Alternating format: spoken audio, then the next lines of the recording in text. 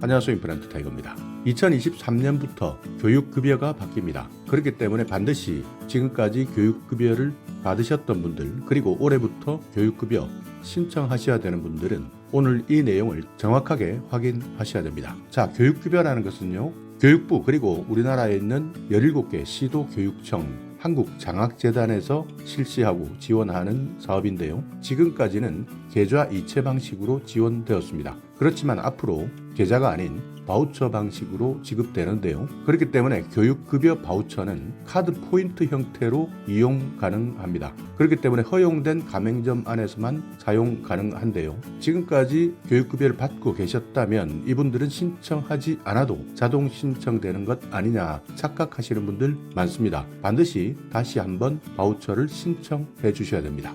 이 내용이 정말 중요한데요. 나 지금 교육급여 받고 있어 하시는 분들, 이분들 올해 자동 입금되겠지 착각하시면 안 됩니다. 다시 교육급여 바우처로 신청하셔야 지원받을 수 있습니다. 만 14세 이상의 교육급여 수급 학생 또는 보호자가 신청할 수 있습니다. 그러니까 만 14세 이하일 때는 신청하실 수가 없고요. 이때는 대리 신청해 주셔야 되는데요. 본인 신청할 수 있는 나이는 만 14세 이상이다. 대리 신청하실 때는 교육급여 신청인, 그러니까 복지수급의 신청정보상에 최초의 교육급여를 신청한 사람, 이렇게 대리 신청하셔도 되고요. 또는 세대주나 세대원 중에 성인이 대리 신청 가능합니다. 그러니까 주민등록에 나와 있는 정보상에 학생의 세대주 또는 동일 세대 안에 성인 세대원이 있다 할 때 이분들이 확인되면 신청할 수 있습니다. 자, 지원 내용입니다. 카드 포인트 방식인데요. 초등학생은 41만 5천 원, 중등은 58만 9천 원, 고등은 연 65만 4천 원까지 지급해드립니다. 최대 고등 연 65만 4천 원까지 지급해드리니까 교육활동 지원 및 지원 내용에 대해서 반드시 한 번 더 체크하시고요. 신청하셔야 됩니다. 자, 어떻게 지원하느냐? 지원 수단입니다. 신청인의 명의의 신용카드나 체크카드에 충전하거나 또는 선불카드를 제공합니다.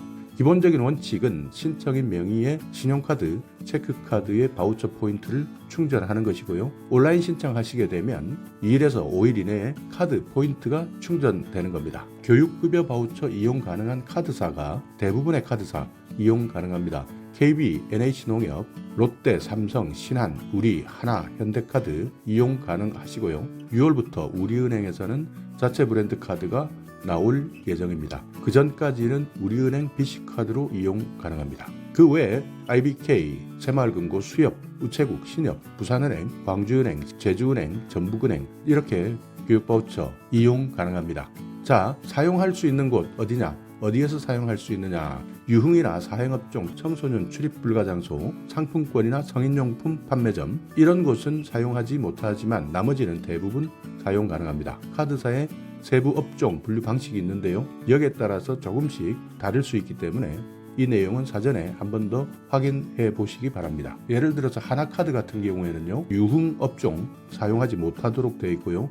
위생업종 같은 경우에는 피부 미용실이나 사우나, 안마시술소, 발 마사지, 스포츠 마사지, 네일아트, 지압원 이런 쪽에서 사용하지 못합니다. 레저는 골프장, 골프 연습장, 스크린 골프장, 노래방, 전화방, 비디오방, 헬스클럽, 스키장, 당구장, PC방, 이벤트 업체 사용 못하고요. 사행업종, 카지노, 복권방, 오락실, 기타 업종 면세점이나 성인용품점, 총포, 비영리단체, 단체, 회비 사용 못하고요. RF 교통기관이나 후불, 하이패스 사용하지 못합니다. 그리고 공과금이나 요금 납부에도 사용하지 못합니다. 자, 신청 기간입니다. 3월 2일부터 6월 28일까지 신청할 수 있습니다.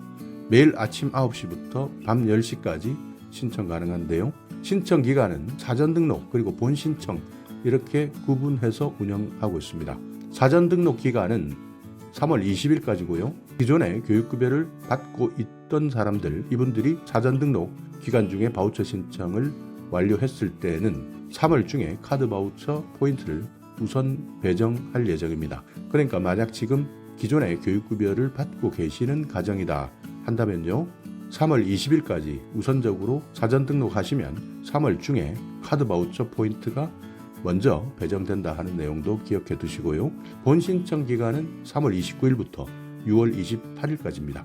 신청하시면 2일에서 5일 이내에 카드 바우처 포인트가 배정됩니다. 신청하실 때는 교육급여 바우처 홈페이지를 통해서 신청할 수 있는데요. 신청인 본인 확인, 그리고 지급수단 어떻게 신용카드냐, 체크카드냐, 선불카드냐 이런 것들을 선택한 다음에 신청할 수 있고요.